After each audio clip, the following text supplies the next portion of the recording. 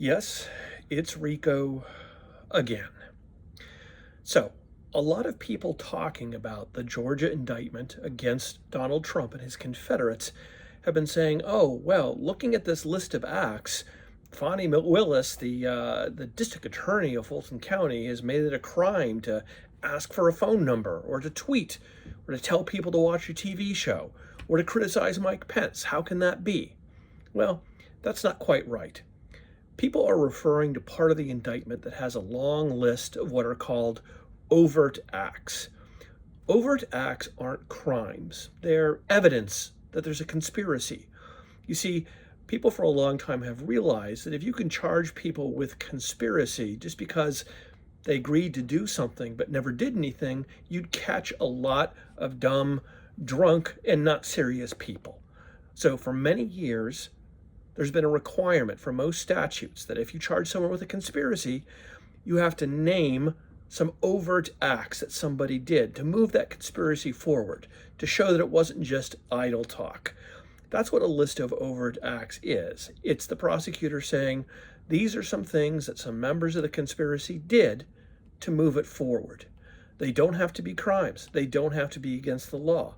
In fact, under current law, they could even be things that are protected by the First Amendment if seen in isolation. Because again, they're evidence of a crime. They're not the crime themselves. Imagine that we're conspiring, you and I, to rob a bank. We're going to hit the First Street Bank tomorrow. And I say, I think I know a good wheelman. I'm going to call my friend and get his phone number. And I do. And then I tweet something that's a message to some of the people who follow me who I think might be interested. Hey, anyone interested in some fun tomorrow? And let's say that I go out and I have conversations with friends who I think might want to join. Those conversations could be innocuous, they could be protected by the First Amendment. But if they're part of the plan to get a crew together to knock over this bank, then they can be overt acts. Those things, those acts, those comments, those aren't the crime. The agreement to do something illegal is the crime.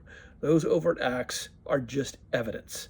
Now, the district attorney of Fulton County has confused this a little bit by putting a list together that has two different things in it. One thing is those overt acts in support of the conspiracy, and the other is examples of actual crimes. Because to charge a RICO, you have to specify some past racketeering activity. And racketeering activity means a set of specified crimes listed in the statute. So that list has some things that are crimes and some things that are just overt acts.